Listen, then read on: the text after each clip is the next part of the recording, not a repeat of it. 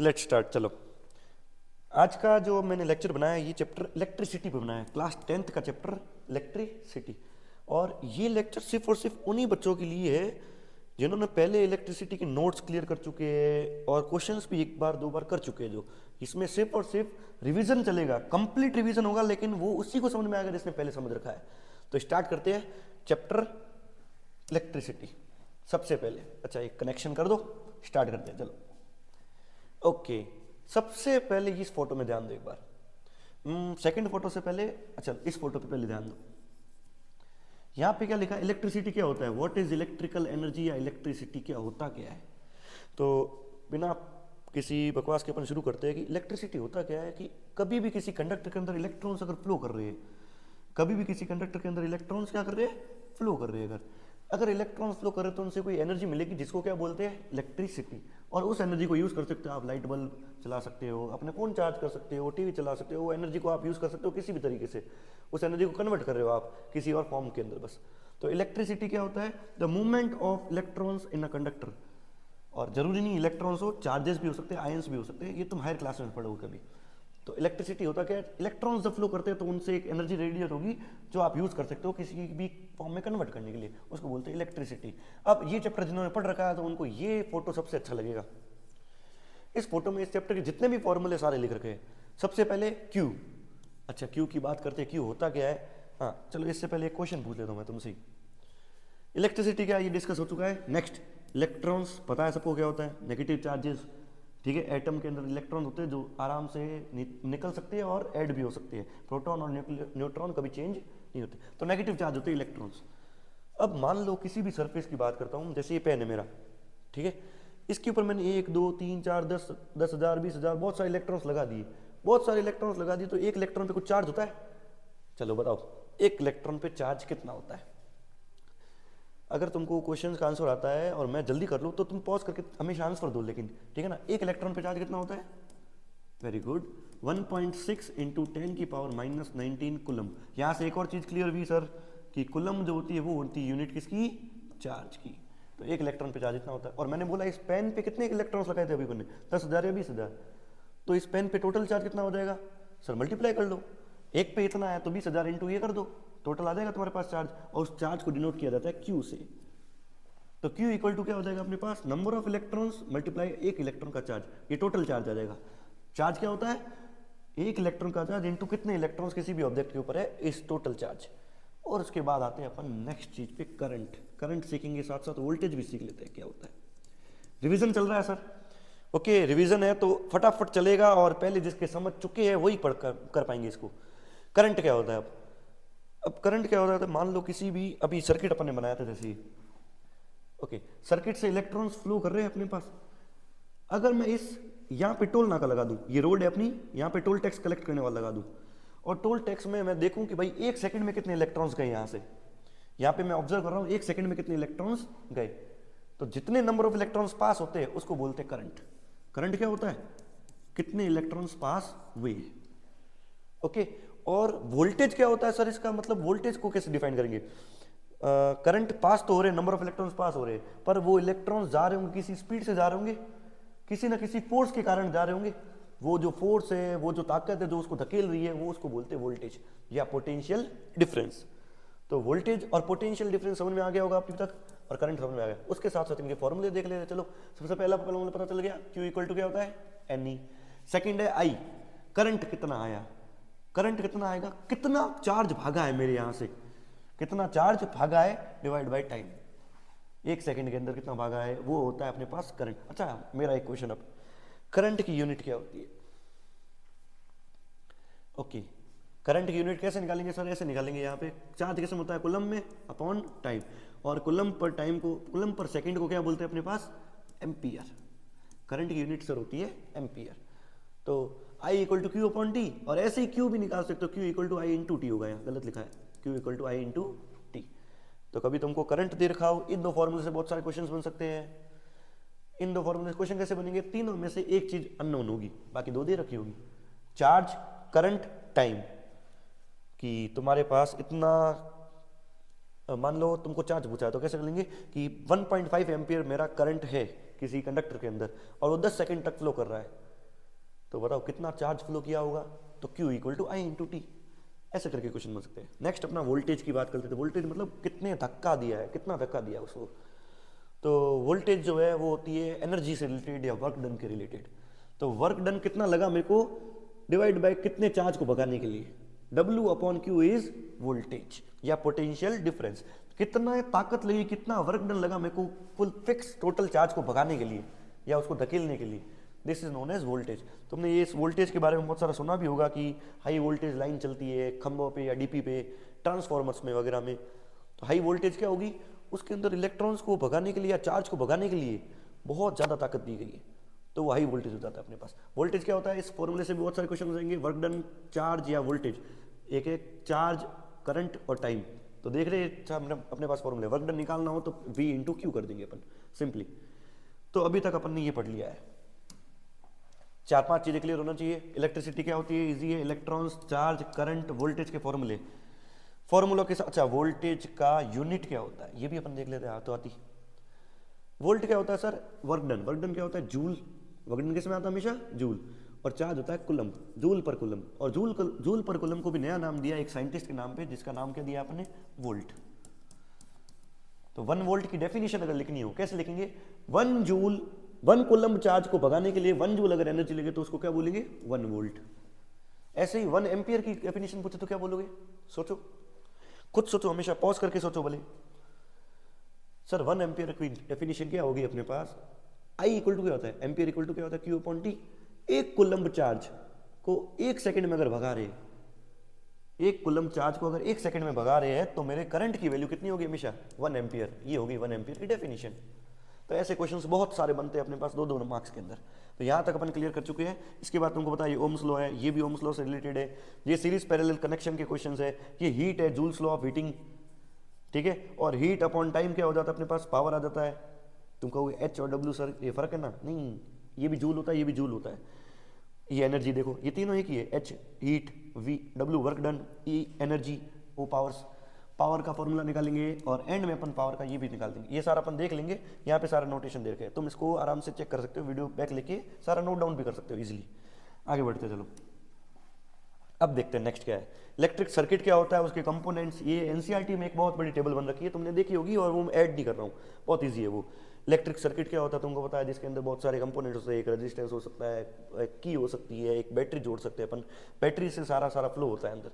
Components तुमने सीखे होंगे इसके अंदर बहुत सारे। आगे बढ़ते हैं,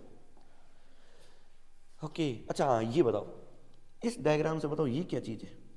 ये अच्छा क्वेश्चन बनता है, कई बार ये क्वेश्चन बनता है। Very good.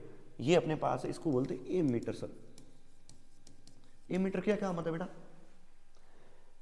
नाइस। एमीटर काम आता है सर करंट को मेजर करने के लिए। और इसको कैसे कनेक्ट किया जाता है वो भी बता दो चलो। एमीटर को कनेक्ट किया जाता है हमेशा सीरीज में। ये क्वेश्चन बन सकते हैं कभी भी, 1 मार्क्स के अंदर बहुत इजीली क्वेश्चन बनते हैं ये वाले अपने पास। और एमीटर होता क्या है, करंट मेजर करता है। किसी भी वायर का तुमको करंट मेजर करना है, ये मान लो एक रेजिस्टेंस वायर है, अगर मुझे करंट मेजर करना है इस वायर में से कितना जा रहा है, तो इसके सीरीज में ये मीटर लगा दूंगा, जिसको ए से डिनोट किया जाता है। और हमेशा इसको क्या बोलते हैं चलो बताओ, हाँ इसको बोलते हैं अपने पास वोल्ट मीटर। वोल्ट मीटर क्या मेजर करता है, वोल्टेज बिटवीन 2 पॉइंट्स। अगर एक वायर है मेरे पास, ये रहा वायर, रेजिस्टेंस है इसका कुछ ना कुछ, और यहाँ से यहाँ इस 2 पॉइंट के बीच में वोल्टेज चाहिए अगर मेरे को। वोल्टेज हमेशा पोटेंशियल डिफरेंस होता है, ये समझना। डिफरेंस मतलब क्या हुआ, इस पॉइंट और इस पॉइंट के बीच का होगा पोटेंशियल डिफरेंस। और ये हमेशा कैसे कनेक्टेड होगा वोल्ट मीटर। अच्छा, वोल्ट मीटर मेजर करता है वोल्ट या पोटेंशियल डिफरेंस, पोटेंशियल डिफरेंस। और ये हमेशा लगाया जाता है पैरेलल कनेक्शन में। पैरेलल कैसे, ऐसे। ओके, ये सिंपलेस्ट क्वेश्चन बहुत सारे बनते हैं, बहुत हर साल लगभग रिपीट होते हैं। हर 2-3 साल में एक बार ये क्वेश्चन इनसे रिलेटेड आएगा ही आएगा, जो अपने को 1 या 2 मार्क्स देके ही जाएगा हमेशा, कि वोल्ट मीटर कैसे कनेक्ट होता है सीरीज में। वोल्ट मीटर पैरेलल कनेक्ट होता है, एमीटर सीरीज में कनेक्ट होता है। इससे मेजर क्या करते हैं, उससे मेजर क्या करते हैं। ओके चलो अब आगे बढ़ते हैं। वैसे इसमें एक इंफॉर्मेशन ये भी समझ लो, यहाँ से यहाँ इलेक्ट्रॉन अगर भागे तो कितनी ताकत से भागे है, वही अपना है पोटेंशियल डिफरेंस। वर्क डन कितना लगा अपॉन कितना चार्ज भागा है, V इक्वल टू W/Q। ये फॉर्मूले सारे रिवाइज करते रहना। इस फॉर्मूला के क्वेश्चंस मैंने इसके अंदर वीडियो को शॉर्ट रखने के लिए सबसे मोस्ट इंपॉर्टेंट क्वेश्चन ऐड किए, जिससे बाकी सारे टॉपिक्स भी क्लियर हो जाए। तो कुछ क्वेश्चंस है जो तुम खुद करो, किसी न किसी प्रीवियस ईयर वाले क्वेश्चन बैंक से करो। आगे बढ़ते चलो। हाँ, इस फोटो के बारे में मुझे बताओ, क्या है इस फोटो के अंदर? ये क्या ऐसा गेट बना रखा है, एक किताब के ऊपर लॉ लिख रखा है, क्या अपन लॉ करने आए, क्या करना है यहाँ पे? Very good. यहाँ सर इसको बोलते ओम, ये रेजिस्टेंस की यूनिट है और ये लॉ। तो अपना टॉपिक का नाम अपना नेक्स्ट क्या है? Ohm's law. चलो शुरू करते हैं ओम्स लॉ। ओम्स लॉ क्या होता है, ये अपने ओम्स पाइए। ओम्स लॉ, ओम ने सिंपली ये क्या किया था, एक सर्किट बनाया था, इसमें एक वोल्ट मीटर लगाया, मान लो ये रेजिस्टेंस है, इसमें क्या लगाया, यहाँ पे वोल्ट मीटर पहले में लगाया और इसके सीरीज में ये मीटर भी लगा दिया और एक बैटरी लगा दी अपन ने। अब ओम ने क्या किया कि जैसे जैसे बैटरी का वोल्टेज चेंज करूँ, और बैटरी लगा दी, कभी और बैटरी लगा दी, तो वैसे वैसे वोल्टेज में चेंज आ रहा था। हाँ चलो सर, वोल्टेज तो चेंज हो गई, क्योंकि जितनी ज़्यादा बैटरी उतनी ज़्यादा ताकत से इलेक्ट्रॉन जाएगा, वोल्टेज बढ़ेगा। और जैसे जैसे वोल्टेज बढ़ रहा है, करंट में क्या चेंज आ रहा है, एम्पियर में क्या चेंज आ रहा है, वोल्ट से एम्पियर में क्या चेंजेस आ रहे हैं, दोनों का रिलेशन क्या है, वो अपन ने ओम्स में निकाला है। तो ओम्स लॉ क्या बोलता है कि V is directly proportional to I। मैं डायरेक्ट टॉपिक पे आता हूँ कि जैसे जैसे वोल्टेज बढ़ा रहे हो सर, करंट भी उतना ही तेजी से बढ़ रहा है किसी न किसी स्लोप से। तो Ohm's law states that current through a conductor between 2 points is directly proportional to the voltage across 2 points. और ये डायरेक्टली प्रोपोर्शनल हटाते हैं तो अपने पास क्या आता है, I into R which is resistance of that wire. और इसका ग्राफ भी पूछा जाता है, ग्राफ से क्वेश्चन पूछे जाते हैं, यहाँ से यहाँ ये वैल्यू दे देते हैं कभी किसी किसी क्वेश्चन में। मैं सारे पॉइंट्स डिस्कस करूंगा तो उसमें क्वेश्चन बन सकता है कहीं पर भी तुम देखोगे तुम्हारे क्वेश्चन बैंक में ये क्वेश्चन ऐसा होगा कि यहाँ कोई वैल्यू दे दी, यहाँ कोई वैल्यू दे दी, या यहाँ कोई वैल्यू दे दी, यहाँ कोई वैल्यू दे दी, और पूछ लिया इसमें रेजिस्टेंस क्या है। तो वैल्यू मतलब किसकी दी है, यहाँ वोल्टेज की वैल्यू है, यहाँ किसकी वैल्यू है, करंट की वैल्यू है। आर इक्वल टू क्या देगा, V/I। तो ये ध्यान रखते हैं हमेशा, ठीक है ना। और क्वेश्चन बहुत सारे ऐसे होंगे जिसमें V दे रखा होगा, I दे रखा होगा, R पूछ लिया, R I दे रखा, V पूछ लिया, ऐसे बहुत सारे क्वेश्चन है। सबसे ज्यादा क्वेश्चन इसी से काम आएंगे अपने पास, ओम्स लॉ से। और ये ग्राफ है अपने पास। अच्छा, इसका स्लोप जो है अपने पास, इससे डिसाइड होता है कि वोल्टेज कितना तेजी से भाग रहा है। स्लोप ऐसा भी हो सकता है, स्लोप ऐसा भी हो सकता है। जिसका स्लोप ज्यादा हुआ उसमें वोल्टेज बढ़ाया तो करंट धीरे धीरे बढ़ रहा है, देख रहे हो, वोल्टेज बढ़ाया करंट धीरे धीरे बढ़ रहा है, वोल्टेज बढ़ाया करंट धीरे धीरे बढ़ रहा है। इसका मतलब इसके अंदर रेजिस्टेंस ज्यादा है।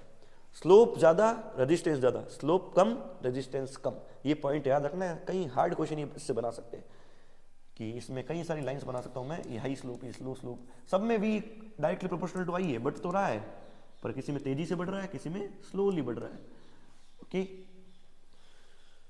तो यहां से अपन को कुछ चीजें क्लियर हो चुकी होगी।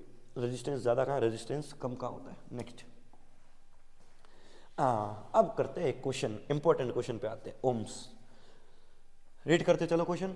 इन an experiment to study the relation between potential difference V and resistor R and current I।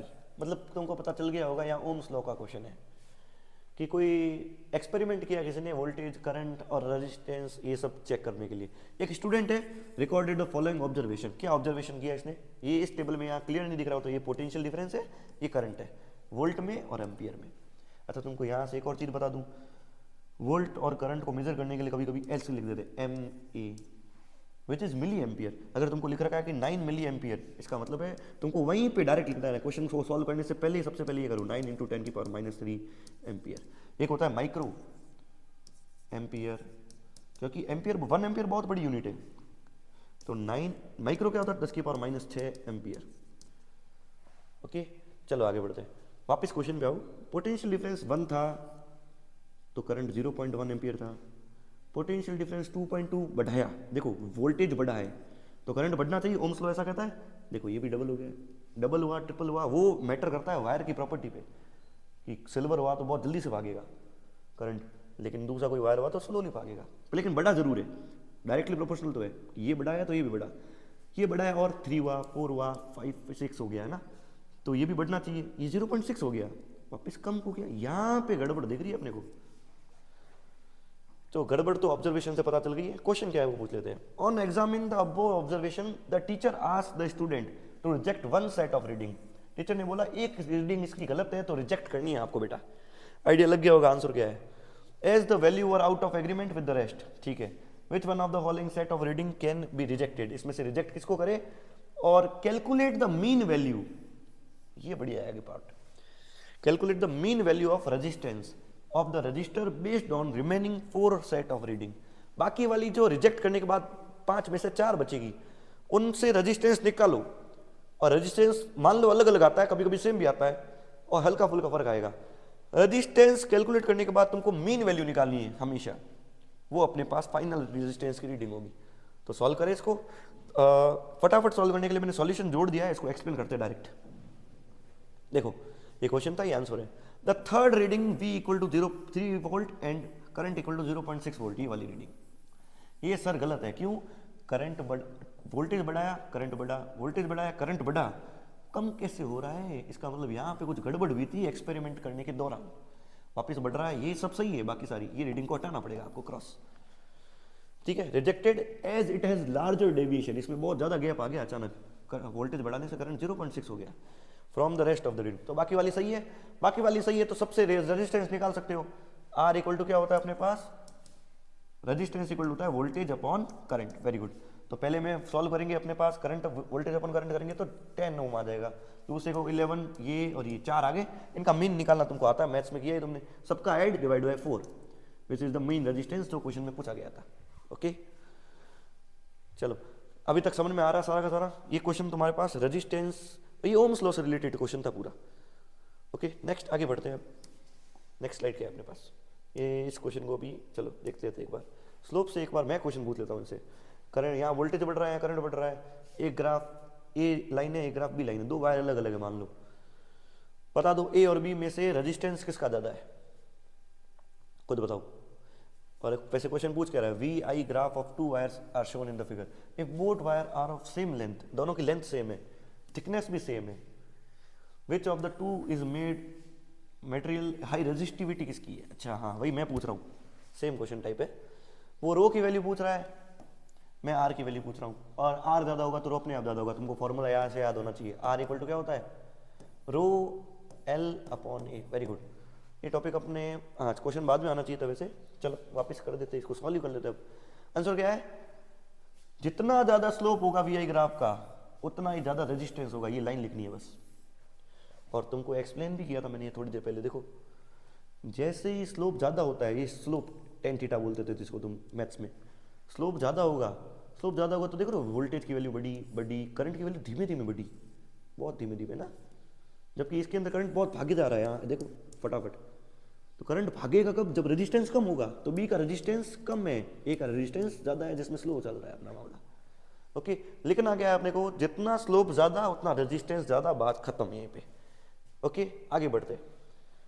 Next point, you can't resist me. Very good. अच्छा इस डायग्राम से समझो एक चीज है ना इसमें बहुत सारे, वेरी गुड बच्चों वेरी गुड।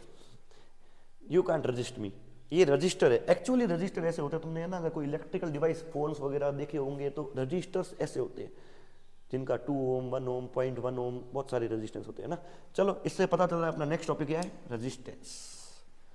ओके इस सिंबल के बारे में सब जानते होंगे, रुकावट। रुकावट ही होती है अपनी क्या है? रेजिस्टेंस। ये क्या कर रही है? बर्थडे होगा इसका।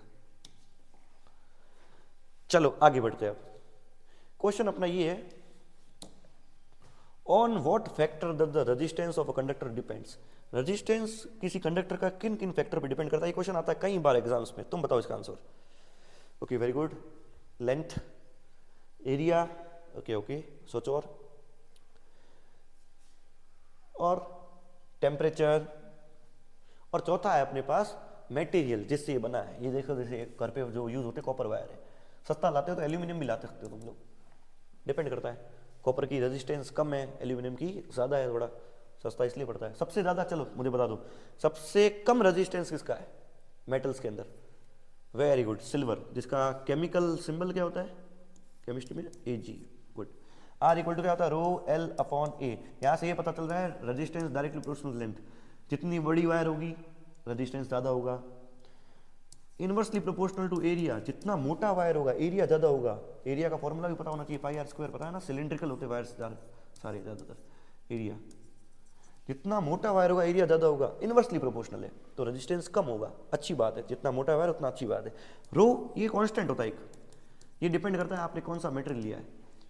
और इससे एक क्वेश्चन मैं पूछ लेता हूँ, रो की यूनिट बता दो। निकालो, कैसे निकालोगे, सोच सकते हो? मैं क्वेश्चन पूछता हूँ, तुम सोच लिया करो या पॉज कर लिया करो कि मैं इसको कैसे करूँगा, तभी तुम सीख पाओगे, वरना सीख नहीं पाओगे। पॉज करके सोचो कि मैं इसको कैसे करूँगा, है ना, फिर आगे कंटिन्यू करो। अच्छा, इसको यूनिट निकालने, किसी की भी यूनिट निकालना हो हमेशा उसको सॉल्व करो, और उस जिसकी यूनिट निकालनी है उसको अकेला कर दो एक साइड, या जिसको फाइंड करना है, क्वेश्चन को भी ऐसे सोल्व किया जाता है, उसको हमेशा एक साइड अकेला करो। तो R equal to rho L upon A, ये अपने पास है R equal to rho L upon A. Rho find करना है, इसको अकेला करो, ए इधर गया, एल डिवाइड में गया, रो इक्वल टू हो जाएगा R into A upon L. Very good. Rho equal to क्या हो गया, R into A upon L. R की यूनिट पता है अपने को, ओम। एरिया की यूनिट पता है, मीटर स्क्वायर, अपॉन लेंथ की मीटर, मीटर से 1 मीटर गया, क्या बचता है ओवरऑल, रो की unit ohm metre. Very good. तो ये क्वेश्चन पूछा जाता है, what is the unit of resistivity, not resistance, resistivity, rho is known as resistivity, so the answer will be ohm metre. Next, okay, ये लिख रखा है, एक बार पढ़ लो, इनको पॉज करके आराम से पढ़ लो, मैं थोड़ा सा आगे बढ़ता हूँ इसके अंदर। भाई ये लेंथ बढ़ती है तो एरिया, रेजिस्टिविटी, टेम्परेचर, टेम्परेचर याद करना वैसे ना, टेम्परेचर बढ़ाते हैं तो रजिस्टिविटी बढ़ती है, और रजिस्टिविटी बढ़ती है तो रेजिस्टेंस भी बढ़ता है। ये क्वेश्चन पूछा जाता है कि टेम्परेचर बढ़ा दिया, बताओ इस कॉपर के वायर में क्या हो जाएगा, मतलब करंट कैसे फ्लो करेगा, करंट कैसे फ्लो करेगा, टेम्परेचर बढ़ाया, रेजिस्टेंस बढ़ गया, रेजिस्टेंस बढ़ गया तो करंट स्लो फ्लो करेगा, करंट धीमे हो जाएगा। मेरी बात समझ नहीं आई है तो बैक जाके वापस देखना। हाँ, ये वैल्यूज एनसीईआरटी में टेबल दे रखी है, इसको याद नहीं रखना आता, इसलिए मैंने बताया ये सारा, इसको याद रखने की जरूरत नहीं है। इसमें दे रखा है कि सिल्वर सबसे अच्छा है, रेजिस्टिविटी दे रखी है, सबसे खराब कौन है, पेपर है, ग्लास है, ये सारे इंसुलेटर्स है। एलॉयज जो दो मेटल्स को मिला के बनाते हैं अपने पास, कॉन्स्टेंटेन कौन सा, किसका अलग है, कॉपर और निकल का। मैग्नीनिन कॉपर, मैंगनीज और निकल का है। नाइक्रोम वायर, ये सबसे ज़्यादा पूछा जाता है, निकल, क्रोमियम, मैंगनीज, फेरस, सारे नहीं पूछे जाते, पूछा जाता है किससे बना होता है, तो ऑप्शन दे देते। रिपीट कर रहा हूँ, देख लेना एक बार, आगे बढ़ता हूँ मैं। हाँ, एक क्वेश्चन आया अपने पास, इस क्वेश्चन को सॉल्व करते हैं, कैसे करेंगे। क्वेश्चन रीड करो, मेरे साथ साथ काम करो, और एक कॉपी और पेन हमेशा, कभी भी लेक्चर देख रहे हो तो कॉपी और पेन साथ में रखो हमेशा, चाहे रफ कॉपी रखो पर साथ में रखो, वरना क्या होगा कि 2 दिन के अंदर वापस भूल जाओगे, वो देखा नहीं देखा एक ही बात हो जाएगी, तुमको लगेगा कि तुमने देखा है, संतुष्टि मिल जाएगी, सेटिस्फेक्शन मिल जाएगा बस। तो कॉपी और पेन हमेशा साथ रखो। क्वेश्चन क्या है, कैलकुलेट द रेजिस्टेंस, अच्छा आर निकालना है, ठीक है, simple, of 1 kilometre long, long length दे दी है भाई, गिवन है, लेंथ इक्वल टू क्या है 1 किलोमीटर। अच्छा, मेरे साथ साथ तुम कॉपी में अगर सॉल्व कर रहे हो तो सॉल्व करने के बाद एक बार सॉल्यूशन जरूर देखा करो, सॉल्यूशन से पता चलता है लिखना कैसे है। और एक इंपॉर्टेंट बात सुन लो, कभी भी बोर्ड की कॉपी में तुम आंसर लिखते हो तो तुम्हारा चेहरा आगे नहीं जाएगा, तुम्हारा सॉल्यूशन लिखा हुआ, तुम्हारे कॉपी में लिखे हुए तरीका वो आगे जाएगा टीचर के पास।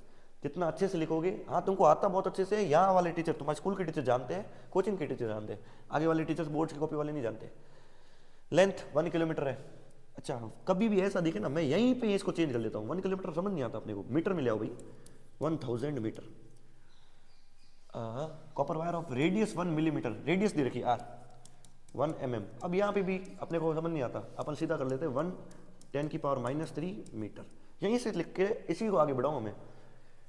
रेजिस्टिविटी, रो पूछ लिया भाई, रजिस्टिव नहीं पूछा, नहीं रो, रेजिस्टिविटी इज 1.72 × 10⁻8 ओम मीटर, ये ऐसा यूनिट में दे रखा है, चलो एक तो अच्छा काम है, 1.72 × 10⁻8 ओम मीटर। चलो सोचो कैसे करोगे सर, सिंपल फॉर्मूला है, रो एल अपॉन ए, सबकी वैल्यू पुट करूंगा, सॉल्व कर दूंगा। रो गिवन है डायरेक्ट, एल गिवन है 1000 मीटर, एरिया सर गिवन नहीं है, रेडियस गिवन है, लेकिन रेडियस क्या होता है πr², एरिया हमेशा क्या होता है πr², पाई की वैल्यू तुमको पता है, सॉल्व कर सकते हो इजीली।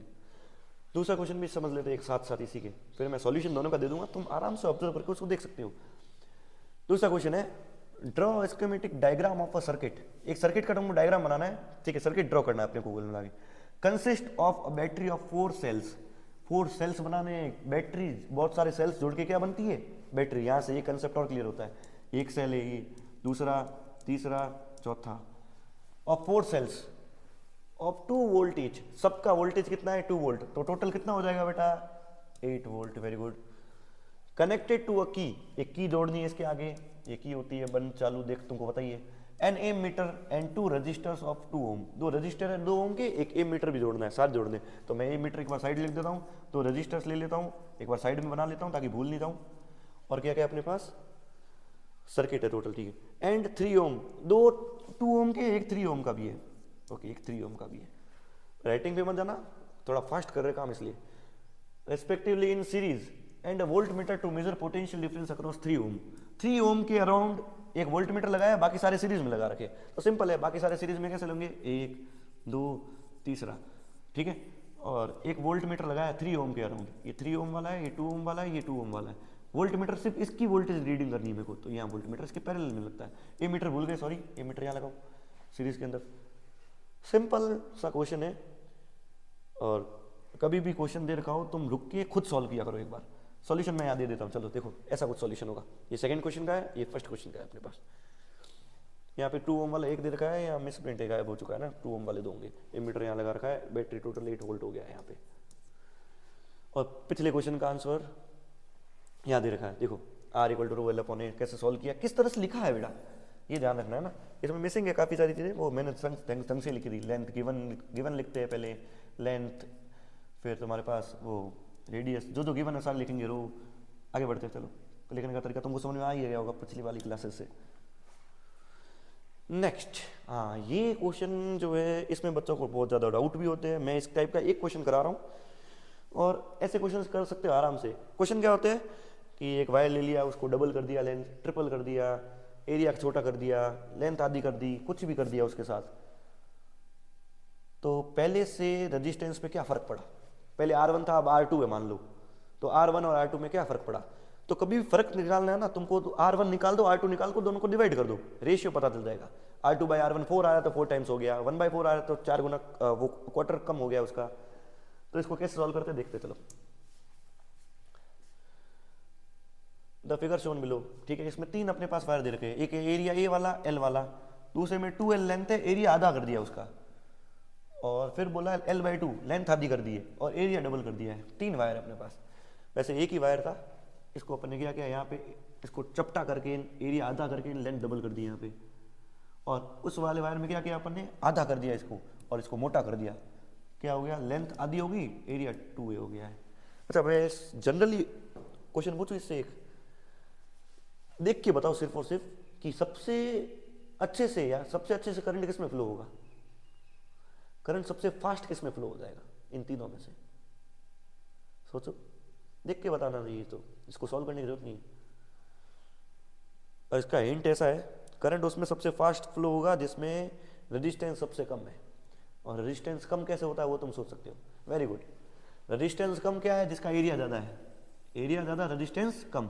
लेंथ बढ़ाने से रेजिस्टेंस बढ़ गया, यहाँ करंट स्लो हो जाएगा। इसमें मीडिएट है अपने, और इसमें सबसे कम रेजिस्टेंस है, तो करंट सबसे फास्ट फ्लो होगा इसके अंदर। अब पूछा गया है, discuss in which geometrical shape resistance will be highest. अच्छा, आंसर तो डायरेक्ट दे सकता हूँ मैं यहाँ तो। रेजिस्टेंस हाईएस्ट कहाँ होगा, यहाँ होगा। क्यों, लेंथ बढ़ाई आपने, resistance is directly proportional to length. Length बढ़ाओगे तो रेजिस्टेंस क्या होगा, बढ़ेगा। साथ साथ इसमें एक और काम हुआ है, इसमें एरिया घटाया है, एरिया से इनवर्सली एरिया घटाओगे तो रेजिस्टेंस बढ़ जाएगा। तो दोनों चीज़ें फैक्टर है, दोनों फैक्टर इसको बढ़ा रहे हैं। और कैलकुलेट कैसे करते हैं, देखो कभी भी R1 होगा अपने पास, क्या होगा, जो पहले वाले का A मान लिया, एरिया लेंथ मान लिया L, रो L/A, ये पहला वाला है। R2 निकालते चलो, R2 कैसे निकालोगे, रो रजिस्टिविटी। हाँ, ये इंपॉर्टेंट फैक्टर है। कभी भी मटेरियल सेम है अगर तुम्हारे पास, तो रजिस्टिविटी वही रहेगी। लेंथ तुमको यहाँ से पता चल गया है कि लेंथ मैंने डबल की है, ट्रिपल की है, तो डबल किया तो 2L हो जाएगा, ट्रिपल किया तो 3L हो जाएगा, वैसे सॉल्व कर लिया करो 2L। एरिया मैंने क्या किया, A/2 कर दिया है, तो R2 की वैल्यू के लिए A/2 हो गया है। ये 2 ऊपर आएगा तो टोटल मेरे पास कितना हो जाएगा, 4, 2 × 2 4, रो L/A, रो L/A मेरी वैल्यू R1 ही है, तो R2 = हो जाएगा 4R1। ये सब्स्टिट्यूट कर रहा हूँ बस बाय इक्वेशन 1। तो रेजिस्टेंस देखो 4 गुना बढ़ गया है, क्योंकि लेंथ के कारण एक तो डबल हो गया, उसके कारण एरिया के कारण और डबल भी हो गया, 4 गुना हो गया टोटल। वैसे उसको सॉल्व कर सकते हो R3 को भी। तो ऐसे कोई भी क्वेश्चन सॉल्व कर सकते हो जिसमें काट दिया, फोड़ दिया, वायर को डबल कर दिया, ट्रिपल कर दिया, 10 गुना कर दिया, जो भी है। बस करना क्या है, R1 निकालना, R2 निकालना है, दोनों को देखना है भाई कैसे। R2 से R1 हमेशा पुट कर देना, रो L/A देखिए, क्योंकि तो सिंपलेस्ट होता है बस। नेक्स्ट, इसका सॉल्यूशन देख लो और कॉपी कर लो, देखो कैसे लिखना है इसको। फिगर 1, फिगर 2, फिगर 3 देख सकते हो। यहाँ पे रेजिस्टेंस कम हो गया है सबसे, तो resistance will be highest in B, resistance will be least in C। Current सबसे ज़्यादा किसमें फ्लो होगा, करंट सबसे ज़्यादा जल्दी फ्लो होगा इसमें, R3 के अंदर, रेजिस्टेंस कम है। Okay, next. इस स्लाइड से तुमको क्या लग रहा है बताओ? ये बहुत सारे अप्लायंसेज है, ये सारे तो पंखे है, एसी है, गर्मी आ गई, और इनको अपन ने कनेक्ट किया है, देख सकते हो। और यहाँ देखो, ये मैंने बताया था तुमको, ये क्या होता है? एक रजिस्टर। रजिस्टर या रेजिस्टेंस एक ही बात होती है, रजिस्टर्स। अब मैंने लिए इस बार बहुत सारे मल्टीपल रजिस्टर्स, मल्टीपल अप्लायंसेज, उनको कनेक्ट कर रहे हैं अपन। और कनेक्ट करने के दो तरीके हो सकते हैं, अपने को वो सीखने हैं। या तो उनको सीरीज में कनेक्ट किया जाएगा, या तो पैरेलल में। Very good. क्या फ़र्क है, कैसे करते हैं, आगे बढ़ते हैं। चलो एक बार मैं बता देता हूँ कनेक्शन कैसे होते हैं। तुम बताओ इसमें सीरीज कौन सा है और पैरेलल कौन सा है? हाँ, very simple sir, very simple. Pause करके ऑब्जर्व कर लिया करो, अगर मैं बहुत फास्ट जा रहा हूँ तो मैं कोई रिवीजन कराना है, इसलिए हमेशा पॉज करो, ऑब्जर्व करो, पॉज करो, ऑब्जर्व करो। सबसे पहले ये वाला, सर एक बल्ब दूसरा बल्ब लगातार जोड़ दिया, ये सीरीज ही है सर। इसमें देखो ये 1 2 3 लगातार सीरीज में है, टेढ़ा मेढ़ा करने से सीरीज नहीं कट रहा है। यहाँ पे वायर को मोड़ने से दो वायर अलग नहीं हो रहे उसमें से। और यहाँ देखो सर, ये अपने पास बैटरी, ये स्विच है, एक बल्ब ये रहा, इसके पैरेलल में एक और लिया अपन ने बल्ब, ये पैरेलल कनेक्शन है अपने पास। तो सर क्या फ़र्क है पैरेलल और सीरीज में? क्या फ़र्क है? ऐसे मेरा क्वेश्चन ये है कि इसमें करंट का क्या फ़र्क आएगा, वोल्टेज का क्या फ़र्क आएगा दोनों में। कि रजिस्टेंस को अगर मैं सीरीज में रखूँ तो करंट कैसा होगा, और पैरेलल में रखूँ। इसका मैंने ना क्लास के अंदर तुमको बताया हर बार कि हमेशा इलेक्ट्रिसिटी को एक नदी समझो, नदी के बाद उसके अंदर रजिस्टेंस जो होते हैं वो होते हैं नदी के मोड़, जिसके कारण करंट स्लो हो जाता है। करंट क्या है? नदी के हर एक बूंद को बोलते हैं इलेक्ट्रॉन। पानी के अंदर एक एक बूंद को बोलते हैं इलेक्ट्रॉन। इलेक्ट्रॉन कितना तेजी, कितना भाग रहे हैं, कितने नंबर ऑफ इलेक्ट्रॉन जा रहे हैं, वो नदी है, वो अपने पास करंट है। नदी का भी तो करंट होता है, वो वर्ड वहीं से आया है। करंट क्या होता है? नंबर ऑफ इलेक्ट्रॉन्स, कितने इलेक्ट्रॉन्स, कितना पानी फ्लो कर रहा है, which is current. End voltage क्या है सर? वोल्टेज है सर वो जो इलेक्ट्रॉन्स भाग रहे हैं, कितनी ताकत के साथ भाग रहे हैं, नदी का बहाव कितना है, कितनी फोर्स के साथ, कितने work done upon charge, which is V. वापस याद दिला देता हूँ ना। ओके, अब देखो एक बार सोचो, नदी की तरफ, ये यहाँ से नदी आई, एक नदी आई तो यहाँ दो बार भाग में बट गई, दिख रहा है यहाँ पे दो भाग में बट चुकी है। तो एक करंट यहाँ जाएगा, एक करंट यहाँ जाएगा, लेकिन दो भाग में बटने से क्या दोनों की ताकत कम हुई क्या? यहाँ भी वैसी ताकत जाएगी, वहाँ वैसी ताकत जाएगी, तो वोल्टेज सेम रहेगा सर, लेकिन करंट क्या हो जाएगा? डिफरेंट। इन पैरेलल, ये याद रखना, समझ जाओ इसको, यहीं पे इसका डेरिवेशन भी होता है। यहाँ पे देखो, यहाँ नदी से बहाव आया अपने पास, ओके, नदी यहाँ फ्लो कर रही है, नदी फ्लो कर रही है, नदी यहाँ से गई है ना, नदी के अंदर जितने भी पानी की बूंदें थी सारी इससे निकली है, तो इलेक्ट्रॉन इसमें भी होंगे, इलेक्ट्रॉन इसमें भी होंगे, मतलब करंट सेम रहेगा पूरे में। करंट पूरे में क्या रहेगा? सेम। लेकिन यहाँ ये रुकावट आई है, ये रेजिस्टेंस था, बल्ब भी सारे अप्लायंसेस में कुछ ना कुछ रेजिस्टेंस होता है, तो रुकावट के कारण जो नदी का पानी फ्लो कर रहा था जिस ताकत से, वो ऊपर नीचे होने के कारण उसकी ताकत कम हो जाएगी। तो इसने कुछ वोल्टेज खा लिया है, या एनर्जी खा लिया, कुछ ताकत खा ली है, उसको बोलते हैं वोल्टेज ड्रॉप। क्वेश्चन पूछा जाता है, what is the voltage drop across R1 register, what is the voltage drop across R2 register, और टोटल वोल्टेज भी हमारा बैटरी से होता है हमेशा, वो स्विच है। तो सीरीज में हमारे पास क्या हो जाएगा? वोल्टेज डिफरेंट हो जाएगा, ड्रॉप। और पैरेलल में वोल्टेज सेम रहेगा, ताकत सेम जा रही है सब में, दोनों दो हिस्से बांटने से ताकत अलग नहीं हुई है, लेकिन करंट अलग हो जाएगा कि भाई इतने इसमें से फ्लो अलग हुए, इसमें से फ्लो अलग हुए। चलो अब उस फोटो को फटाफट देख लेते हैं साथ में। क्या किया देखो, ये देखो सीरीज वर्सेस पैरेलल क्या लिखा है? सिंगल पाथ होता है सीरीज में, शेयर्ड वोल्टेज, वोल्टेज तेरा मेरा मेरा सबका अलग अलग होगा, कांस्टेंट करंट, करंट सेम रहेगा पूरे में, कंपोनेंट्स आर ऑल कनेक्टेड, सारे कनेक्टेड होते हैं। और एक क्वेश्चन ये बनता है, अगर एक आधा भी फेल हो गया इसमें से तो नदी आगे फ्लो नहीं कर पाएगी। If one fails the whole circuit shut down, ये क्वेश्चन पूछा जाता है। मेरे सारे पॉइंट्स में एक एक क्वेश्चन बन सकता है, जितने भी पॉइंट्स मैंने आज बोले हैं सब में एक एक क्वेश्चन बन सकता है। ये होता है सीरीज के अंदर। अगर तुमको ये समझ नहीं आया, वापस बैक जाके वापस देखना, मैं आगे आ रहा हूँ पैरेलल पे। पैरेलल में क्या होता है? मल्टीपल पाथ, बहुत सारे पाथ है सर, यहाँ जाना यहाँ जाना यहाँ जाना, नदी पूरी बढ़ जाएगी। शेयर्ड करंट, हाँ, कुछ नदी के इलेक्ट्रॉन्स यहाँ जाएंगे, कुछ पानी के इलेक्ट्रॉन्स यहाँ जाएंगे, पानी के इलेक्ट्रॉन्स यहाँ जाएंगे, तो करंट सेम नहीं रहता। I1 I2 I3, यहाँ I1 पूछा जाता, I2 पूछा जाता, I3 पूछा जाता, और टोटल करंट I होता है यहाँ पे, एम्पियर। कांस्टेंट वोल्टेज, हाँ नदी बढ़ रही है लेकिन उसकी ताकत वही है कि कुछ लोग यहाँ गए, कुछ लोग यहाँ गए, लेकिन उसकी भी ताकत उतनी है। फौज, वो वाली फौज भी उतनी ताकत से गई, ये वाली फौज भी उतनी ताकत से गई है। हाँ, क्वांटिटी कम हुई है, क्वांटिटी मतलब करंट कम हुआ है, लेकिन कांस्टेंट वोल्टेज पर सब में क्या है? सेम। पैरेलल में वोल्टेज सेम रहता है। Components are independent of one another, ये इंपॉर्टेंट पॉइंट है कि एक कंपोनेंट अगर फेल हो गया, बीच वाला, इधर वाला, इधर वाला, इधर वाला, कि भाई एक रास्ता तुमने बंद कर लिया तो उस रास्ते से चले जाएंगे, उस रास्ते से चले जाएंगे, यहाँ एक फेल हो गया ना तो आगे जा ही नहीं पाएंगे, ठीक है ना। तो यहाँ पे कोई भी एक फेल हो गया तो आगे वाले में जा सकते हैं। तो यहाँ पे अच्छा, इससे एक क्वेश्चन और पूछ सकता हूँ, कंपोनेंट यहाँ इंडिपेंडेंट है और एक दूसरे पर डिपेंड नहीं करते हैं, अगर तुम्हारा एक खराब हुआ है तो बाकी सारे चलेंगे, ऐसा नहीं है नहीं चलेंगे। क्वेश्चन ये है कि घर पे कौन से कनेक्शन किए जाते हैं, सीरीज या पैरेलल, सारे रूम्स के, एक रूम दूसरा रूम तीसरा रूम, कैसे कनेक्शन किए जाते हैं, सीरीज या पैरेलल, समझ में आ गया होगा। पैरेलल किए जाते हैं कनेक्शंस। कारण क्या है इसका कि सर एक में अगर भाई एक में अगर टीवी बहुत ज़्यादा देख ली उसके कारण खराब हो गया, फ्यूज़ हो गया, कुछ हो गया, तो वो वाला एमसीबी भी नीचे होगा, बाकी सारे तो चालू रहेंगे पैरेलल के कारण। और सीरीज में होता तो एक अप्लायंसेस खराब हुआ नहीं, पूरा घर बंद हो जाएगा। आगे बढ़ते चलो, ये सीरीज पैरेलल हो गया कंप्लीट। इसको नहीं समझ में आया हमेशा वापस देखते रहना। अच्छा इससे बताओ क्या लगा रखा है, ये सीरीज कौन सा है, पैरेलल कौन सा है, देखो एक बार। इसमें अगर है ना ये वाला अगर खराब हो गया तो आगे वाला हो जाएगा क्या, वैसे अंदर देखना पड़ेगा सीरीज किया इन्होंने या पैरेलल किया है। यहाँ पे तो दिख रहा है क्लियर ये पैरेलल है, ये तो पैरेलल कनेक्शन है, देख रहे हो एक यहाँ से, और ऐसे वोल्ट मीटर मेजर करने का डिवाइस ही है, डिजिटल वोल्ट मीटर बोलते हैं इसको। तो हमारे घर पे कुछ कभी टीवी वगैरह खराब होती थी, वो उसको सही करने के लिए ऐसे लेके आते थे, बहुत सारी चीज़ें देखते हैं इसमें वोल्टेज है कि नहीं, मोबाइल वगैरह से करते तो भी देखते हैं ये वाली चीज़ से कि वोल्टेज इसके अंदर है कि नहीं, करंट फ्लो कर रहा है तो वोल्टेज होगा। ओके आगे बढ़ते हैं, क्वेश्चन आ गया अपने पास next. 2 wires A and B, दो अपने पास वायर दे रखे ए और बी, और इक्वल लेंथ है दोनों की एंड हैव इक्वल रेजिस्टेंस। दो वायर्स है अपने पास जिसमें दोनों की लेंथ इक्वल है, रेजिस्टेंस भी इक्वल है। If the resistivity of A, ठीक है, rho of A is more than that of B, B से ज्यादा है rho of B, which wire is thicker and Y.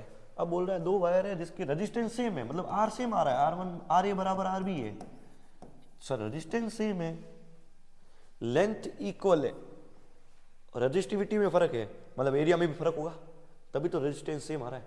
Are equal to क्या होता है, रो एल अपॉन ए। बोल रहा है रेजिस्टेंस सेम है मतलब लेंथ सेम है, और लेंथ भी गिवन है सेम है, सॉरी रेजिस्टिविटी डिफरेंट है तो ए भी डिफरेंट होगा, पक्का है तभी तो वो सेम आया है। एक का ए ज्यादा होगा तो वो कम होगा, सिंपल, ठीक है। तो इसको करते हैं रेजिस्टिविटी मोर देन, ए की रेजिस्टिविटी ज्यादा है बी से, कौन सा मोटा वायर होगा, ठीक है, जिसकी रेजिस्टिविटी ज्यादा है उसका रेजिस्टेंस उसने बढ़ाने का काम कर लिया है तो वो इतना पतला हो जाएगा ताकि रेजिस्टेंस क्या हो जाए उसका मेंटेन रह जाए। और इसको करने का तरीका क्या होगा, तुम्हारे पास सॉल्यूशन लिखने के लिए कैसे लिखेंगे अपन, देखो आर होता क्या है, रो एल अपॉन ए, ठीक है। इससे जो कांस्टेंट चीज है वो अलग करो, जो वेरिएबल है वो अलग करो। एक बार रो अपॉन ए को एक साइड रखा, रो और ए को, और लेंथ उसकी डिवाइड में लिख दिया आर अपॉन एल, जो कोई कांस्टेंट है गिवन है मेरे को, ठीक है। अब मेरे को दे रखा है rho upon A equal to constant होता है हमेशा, तो रो 1 अपॉन ए 1, अगर रेजिस्टेंस सेम है तो रो 2 अपॉन ए 2 होगा, अगर रो 1 ज्यादा है तो ए 1 कम होगा, तुम हमेशा कंपेयर कर सकते हो इजीली। ओके इसको रीड करना आराम से समझ सकते हो इजीली, जिसको समझ नहीं आया मैंने क्लास में कई बार ऐसा क्वेश्चन कराया इसलिए। दूसरा क्वेश्चन है ये, ऐसा कुछ दे रखा है कि इस सर्किट के लिए तुम्हारे पास क्लियर नहीं दे रखा है, यहाँ पे 30 ओम है, ये 10 ओम है और ये 5 ओम है, तीनों कैसे कनेक्टेड है, पैरेलल है। वेरी गुड, पैरेलल है तो सर वोल्टेज सेम होगा, करंट डिफरेंट होगा, नदी है वो समझ सकते हो। Current in each resistor find करना है, करंट निकाल सकते हो एक के लिए, इसमें I1 होगा, इसमें I2 होगा, I3 होगा। सर करंट कैसे निकालेंगे, एक ही तरीका है, Ohm's law. I equal to क्या होता है, I1 इक्वल टू क्या आ जाएगा, V अपॉन R। वोल्टेज दे रखा है तुमको, 6 वोल्ट की बैटरी है, वोल्टेज दे रखा है, R दे रखा है, I1 आ जाएगा, ऐसे I2 आ जाएगा, ऐसे I3 आ जाएगा। ओके, टोटल करंट कैसे निकालोगे, सर टोटल करंट है यहाँ से जो निकली थी ना नदी, वो टोटल है, फिर यहाँ बट गई, तो टोटल करंट हमेशा क्या होता है, I total in parallel, I1 plus I2 plus I3, तीनों का ऐड कर देना हो। मैं सिर्फ बता रहा हूँ, तुमको सॉल्यूशन बाद में दे दूंगा। इक्विवेलेंट रेजिस्टेंस, हाँ पैरेलल में इक्विवेलेंट रेजिस्टेंस कैसे निकालते हैं, 1 upon R P equal to क्या होता है, 1 upon R1 plus 1 upon R2 plus 1 upon R3। तुम सॉल्व कर सकते हो, मैं सॉल्यूशन आगे दे रहा हूँ। ऐसे क्वेश्चन सॉल्व किया गया, ये रहा हमारे पास सॉल्यूशन। I1 कैसे निकाला, same V upon R1, I2 I3 total current निकाल दिया, तीनों को ऐड करके रेजिस्टेंस वैसे ही का है, सेम टू। और तरीका ऐसा है, तुम देख लेना ये आराम से, पॉज करके देख सकते हो इजीली। नेक्स्ट, हाँ ऐसे क्वेश्चंस बहुत सारे होते हैं, मैं इसमें से एक क्वेश्चन करा रहा हूँ तुमको यहाँ पे ना, और इसको कैसे करते हैं उसका तरीका यहीं पे सिखा रहा हूँ। बहुत सारे रजिस्टर जोड़ दिए जिसमें सीरीज भी है पैरेलल भी है, अब मैं कैसे करूँ सर, मुझे समझ नहीं आ रहा है, मैं इसको सीरीज मानूं कहाँ पे, पैरेलल मानूं कहाँ पे, टेढ़ा मेढ़ा दे रखा है भाई। क्वेश्चन क्या है, 5 resistors are connected in a circuit, find the ammeter reading. Ammeter कहाँ, पहले वो देखो, एमीटर ये रहा। एमीटर की रीडिंग क्या होगी? एमीटर जस्ट बैटरी के पास है, मतलब टोटल मेरे को चाहिए अपने पास रीडिंग, टोटल करंट चाहिए when circuit is closed. Okay, अच्छा इसको सॉल्व कैसे किया जाता है? हमेशा बैटरी से शुरू किया करो। कभी भी सर्किट बना हुआ है उसको और इजी तरीके कैसे बनाओगे, बैटरी से शुरू करूँ। मैं बैटरी का पॉजिटिव टर्मिनल ले रहा हूँ, सेम नेगेटिव यहाँ बना रहा हूँ। मैं रफ डायग्राम बनाऊंगा एक जानबूझ के अभी। ओके स्टार्ट करते हैं, यहाँ से मैं शुरू किया, पहले सबसे पहले R4 आ रहा है मेरा ये, तो यहाँ से शुरू करके मेरा R4 आ गया। ओके, R4 के आगे देखो मेरे 2 गलियाँ बन रही है, एक इधर और एक इधर। तो यहाँ 2 गलियाँ बनाऊँ, वो अजीब सा दिखता है, यहाँ अजीब सा मत बनाओ, तुम इजी बना सकते हो इजीली। और 2 गलियों में पहली वाली गली में ऊपर आ रहा हूँ मैं, पहली वाली गली में 3 ओम आया एक, ये 3 है। इसके आगे दूसरी वाली गली में कोई मोड़ना पड़ा क्या? नहीं, सीधा सीधा चल रहा है, बस वो टेढ़ा हुआ है भले, बट 2 अलग अलग भाग में नहीं बटा है। तो यहाँ तक आ गया मैं ई पॉइंट पर, आगे कंटिन्यू करके एक रेजिस्टेंस हो रहा है और ई पॉइंट आ गया है। और दूसरी गली तो थी, उसको भी देख लेते हैं। यहाँ से भी 3 ओम आया एक, ये 3 ओम एक और आया, ठीक है। और वो भी मेरे मिल कहाँ रहा है? ई पॉइंट पे, तो उसको भी मिला लेते हैं अपन ई पॉइंट पे, तो मिल गए। और ई से आगे मेरे पास क्या, एक गली निकल रही है, एक ही गली निकल रही है, तो मैं इसको नीचे बना के ऐसे बना देता हूँ। और ये मेरे पास 0.5 है वापस, और इसको की से यानी मीटर से जोड़ के यहाँ ले आए। अब तुमको आराम से समझ में आ रहा होगा ये 2 सीरीज में कैसे बनाया। तुम वापस बैक जाके वापस देखो, ऐसे क्वेश्चन ऐसे ही सॉल्व होंगे हमेशा, कि डायग्राम कितना अजीब सा देखा हो, उसको इजी डायग्राम बनाओ तुम। स्टार्ट विद द बैटरी, हमेशा बैटरी से स्टार्ट करो और एक साइड एक डायरेक्शन में घूमना शुरू करो, बैटरी के एंड तक वापस आ जाओगे तुम लोग। कैसे? जहाँ गलियाँ बट रही है वो पैरेलल कर लो, जहाँ नहीं बट रही है वो सीरीज में सीधा सीधी लाइन खींचते जाओ। तो देख लिया, ये दोनों सीरीज होंगे, इसको फिर सॉल्व करके सीधा कर देंगे। डायग्राम के बाद दूसरा एक और डायग्राम आएगा जिसमें ये दोनों एक हो जाएंगे, 3 3 6 हो जाएगा। ओके, यहाँ 6 लिखना पड़ेगा। फिर ये और ये पैरेलल में होंगे, फिर ये पूरा और ये सीरीज में होंगे, और उसके बाद सॉरी ये पूरा, ये और ये तीनों ही सीरीज में हो जाएंगे। तो कंप्लीट तुम सॉल्व कर सकते हो। मैंने तरीका बताया, तुम सोच ऐसे सकते हो, लिख के सॉल्व कैसे करना है वो तुम खुद करो। ये तुम्हारे पास सॉल्यूशन दे रखा है, बहुत शॉर्ट दे रखा है इन्होंने, वैसे मैंने जैसे बताया वो तुम कर सकते हो। आगे बढ़ते हैं। अगर तुमको सॉल्यूशन थोड़ा अजीब सा लगे तो तुम गूगल सर्च कर लेना, उसका सॉल्यूशन है ना, 5 रजिस्टर करके लिखोगे तो गूगल पे सीधा जल्दी आ जाएगा फटाफट। तरीका अगर समझ नहीं आया तो वापस बैक जाके देखो, 100% ही तरीका सबसे बेस्ट था, वही इसमें लगाएंगे अपन इस क्वेश्चन में भी। हाँ सर, स्टार्ट किससे करेंगे सर? बैटरी से। ये रही बैटरी मेरी, बैटरी से शुरू करो बेटा। बैटरी से मैं यहाँ निकला, यहाँ निकला, अब देख रहे हो इस पॉइंट तक पहुँचूँ, अगर मैं निकला कोई दिक्कत नहीं, इस पॉइंट पर 2 गलियाँ निकल गई, एक इधर और एक इधर, 2 एरो बनाने पड़ेंगे। तो 2 गलियाँ मैं निकाल देता हूँ, एक इधर और एक इधर, ऐसे बनाता हूँ हमेशा। उधर वाली जो आ रही है उसमें 1 और 1 2 और 3, तीनों आगे और आके एक पॉइंट पे मिल रहा है, और इधर वाली एक निकल के एक पॉइंट पे मिल रहा है। तो ऊपर देखो 3 बनाने पड़ेंगे, एक सीरीज में दूसरा, सीरीज में तीसरा, और वो पॉइंट मिल रहा है अपने को। यहाँ नीचे से एक ही आ रहा है और वो भी उसी पॉइंट पे आ रहा है। फिर वापस की वगैरह नाटक है भाई। तो देख रहे हो इसको सोल्व कैसे करना है, ये तीनों सीरीज में हो जाएंगे। देख रहे हो, अब इस डायग्राम से सोल्व करो, हमेशा डायग्राम वापस बनाओ, इजी डायग्राम। 10 10 10 30 हो गया, ये वापस 10 है, इन दोनों को वापस पैरेलल कर देना, 30 और 10 को, 30 और 10 एंड में पैरेलल हो जाएंगे। इसका सोल्यूशन यहाँ दिख रखा है, देखो ये रहा। Okay done, very good. चलो ध्यान भटकाते तुम्हारे, ये क्या लगा रहे हो वैसे, इसको बोलते क्या है वैसे पता है तुमको? इससे इलेक्ट्रिसिटी प्रोड्यूस होती है। हाँ, सोलर पैनल्स, घर की छत पे लगा दो, फ्री की इलेक्ट्रिसिटी मिल जाएगी। नेक्स्ट, इसको क्या बोलते, चलो ये बताओ। वेरी गुड, इसको बोलते हैं ट्रांसफॉर्मर। ट्रांसफॉर्मर वो है जो, वैसे इलेक्ट्रिसिटी बनती कहाँ है? पावर हाउस वगैरह में। पावर हाउस बनती तो वैसे अलग जगह है, पावर हाउस में आती है पहले सिटी के अंदर, सिटी के अंदर पावर हाउस में आके फिर मोहल्ले में जाने के लिए ट्रांसफॉर्मर लगे होते हैं। वो क्योंकि ट्रांसफर करने के लिए हाई वोल्टेज चाहिए, ट्रांसफॉर्मर उसको लो वोल्टेज में कन्वर्ट करके घरों में प्रोवाइड करता है, 220 वोल्ट। अच्छा, ये क्वेश्चन आता है मेरे पास, इंडिया में कौन सा वोल्ट चलता है? 220 वोल्ट। यूएस में 110 वोल्ट चलता है। इंडिया में फ्रीक्वेंसी क्या चलती है? 50 hertz. Very good, okay. Next question पे आते, चलो अपना नेक्स्ट क्वेश्चन क्या कहता है, ये मिटाओ, छोटा स्ट्रोक। चलो, derive the expression of heat produce. अब चैप्टर के एंडिंग में आ रहे हैं अपन, हीट पे आ रहे टॉपिक, हीट और पावर 2 टॉपिक ही रहे अपने पास, फिर चैप्टर एंड हो जाएगा अपने पास। कितना हुआ है अपने पास? गुड, हीट और पावर 2 टॉपिक रहे अपने पास, फटाफट से। Derive the expression for the heat, heat के बारे में डिराइव करना है अपने को। Due to current I flowing for the time T. और तुमको पता है वैसे हीट टाइम पे डिपेंड करेगा ही करेगा, जितना ज़्यादा टाइम चलाओगे उतना ज़्यादा हीट करेगा कोई ऑब्जेक्ट, कोई appliances. Through resistor R having a potential difference V, मतलब वी दे रखा है, आई दे रखा है, टी टाइम दे रखा है और रेजिस्टेंस आर दे रखा है। बताओ हीट क्या होगा? हीट का फॉर्मूला तुमको बताओ, याद करके बताओ क्या था हीट का फॉर्मूला? हाँ वेरी गुड, एक कॉलेज होती है वीआईटी, आईआईटी होती है, वैसे वैसे वीआईटी होती है वेलोर में। हीट का फॉर्मूला क्या है? V into I into T. Okay, इसको दूसरे बहुत सारे तरीकों में अपन डिराइव कर सकते हैं। वी इक्वल टू क्या होता है? आई आर, तो I R into T which is equal to I square R T. ऐसे ही आई को डिस्प्लेस करो वी अपॉन आई से, तो आ जाएगा V square by R T. और ये फॉर्मूले क्यों करा रहे हैं सर? कभी ये काम आएगा, कभी ये काम आएगा, कभी ये काम आएगा, जिस तरह से गिवन सिचुएशन होगी उसके बाद। ये तो हो गया पहला क्वेश्चन सॉल्व। दूसरा, with which name is the relation known. अच्छा, इस रिलेशन को क्या बोलते हैं? Joules law of heating. क्या बोलते हैं? Joules law of heating. How much heat will be instrument of 12 what. अच्छा, वॉट पता है ना क्या होता है, बाद में बताएंगे। चलो, प्रोड्यूस इन 1 मिनट, टाइम दे रखा है टी इक्वल टू कितना है? 1 minute. If it is connected to a battery of 12 volt, ठीक है, टाइम दे रखा है, सर टी की वैल्यू दे रखी है, वॉट 12 वॉट क्या अपने पास पावर है, वो पावर का क्वेश्चन बाद में करेंगे। चलो एक बार है ना आगे बढ़ चलते हैं। इसका आंसर तुमको दे रखा है यहाँ पे, जिसको समझ में आता है वो कर सकते हो, ठीक है ना। एक बार पावर इंट्रोड्यूस करा दो, उसके बाद इस क्वेश्चन वापस आता हूँ मैं। आगे बढ़ जाए एक बार। हाँ, ये इंपॉर्टेंट अपने पास पार्ट क्या है? Practical application. ये बहुत सारे थ्योरेटिकल क्वेश्चन बनते हैं इसमें, इसी पूरी एनसीईआरटी के पेज पे। Practical application of heating effect of current, joules law of heating का प्रैक्टिकल इफेक्ट क्या है, क्यों इसको प्रैक्टिकली कैसे यूज करता है, क्या यूज किया जाता है सर? देखो, बहुत सारे केसेस ऐसे हैं जिसमें हीट नहीं चाहिए होती फिर भी मिलती है, और बहुत सारे ऐसे होते हैं जिसमें चाहिए होती है और वो डिवाइस हीट पे काम करते हैं, जैसे heater joules law of heating पे डिपेंड करता है। Iron, okay, bulb actually heat पे काम कर रहा है। यहाँ पे फिलामेंट जो होता है किससे बना होता है? यहाँ पे ये वेरी गुड, यहाँ लिख रखा होगा टंगस्टन, जिसका मेल्टिंग पॉइंट हाईएस्ट होता है, ये रहा, टंगस्टन से बना होता है। टंगस्टन का सिंबल पता है किसी को? W।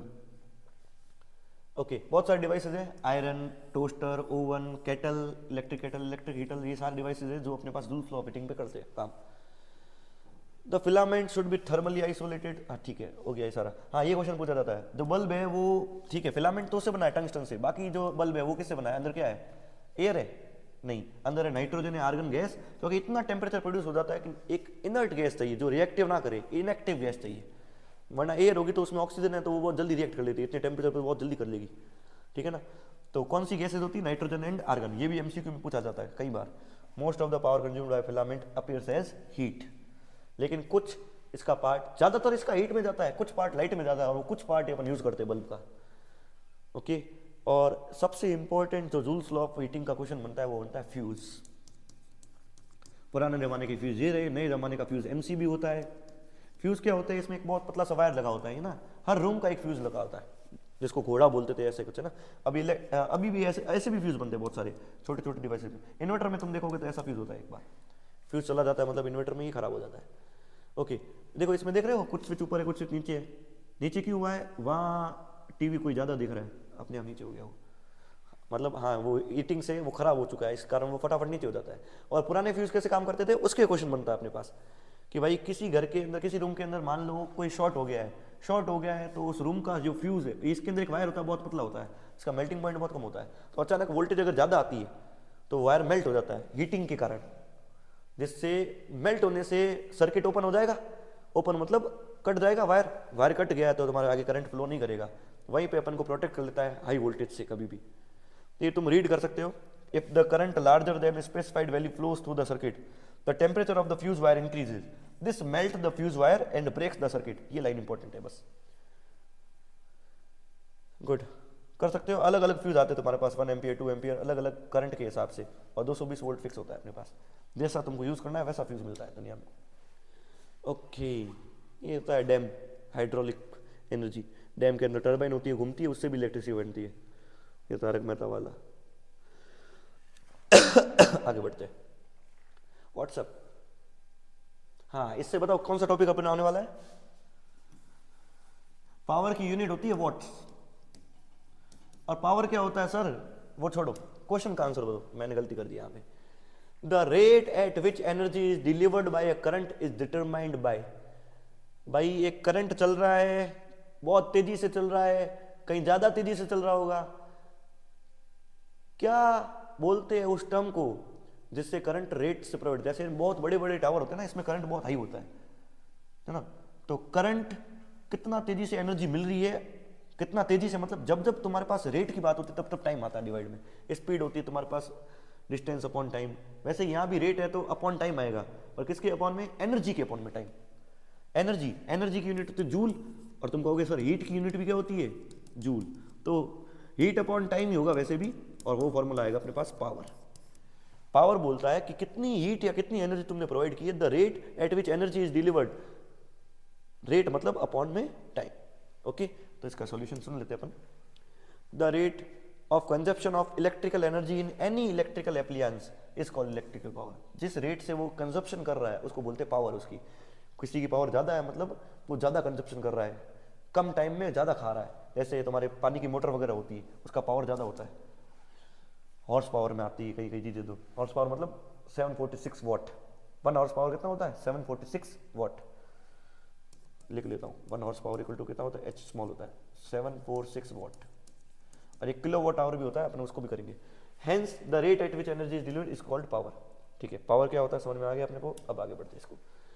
एक क्वेश्चन कर लेते हैं, define electric power express in terms of potential difference and resistance. अच्छा, पावर की फॉर्मूला क्या था अपने पास, H upon T which is V I T upon T, T से टी गया, पावर इक्वल टू होता है वी इंटू आई, वी हटाओगे तो क्या बन जाएगा आई स्क्वायर आर, आई हटाओगे तो क्या बन जाएगा V square upon R. Very good, ये फॉर्मूले सारे पावर के निकाल सकते हो कभी भी, वी को ओम्स लॉ से हटाया, आई को ओम्स लॉ से हटाया, तो ये बन जाता है।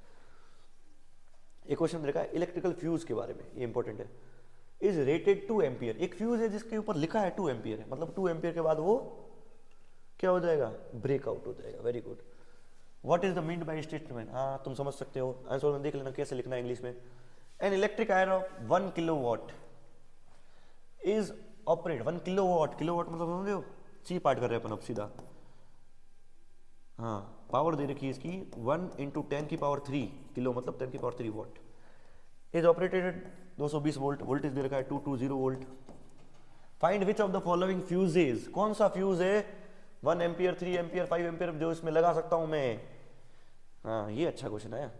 तो कैसे निकालोगे भाई, पावर होता है V इंटू आई, पी दे रखा है V दे रखा है, आई आ जाएगा क्या, आई हो जाएगा P अपॉन V, सही है। तुम सोचो चलो इसके बाद क्या होगा,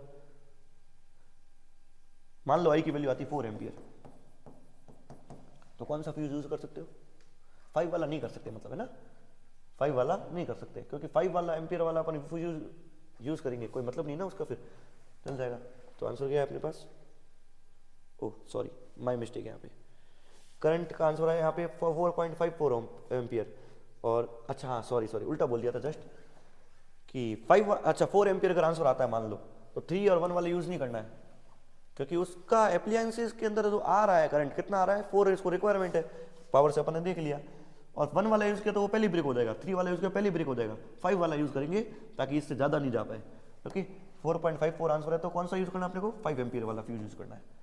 ओके, फ्यूज हमेशा प्रोटेक्शन के लिए अपने पास, और ये बाकी वाले क्वेश्चंस के आंसर है, तुम इसको पॉज करके आराम से देख सकते हो, पढ़ो, जरूरी है पढ़ना वरना तुमको समझ नहीं आएगा।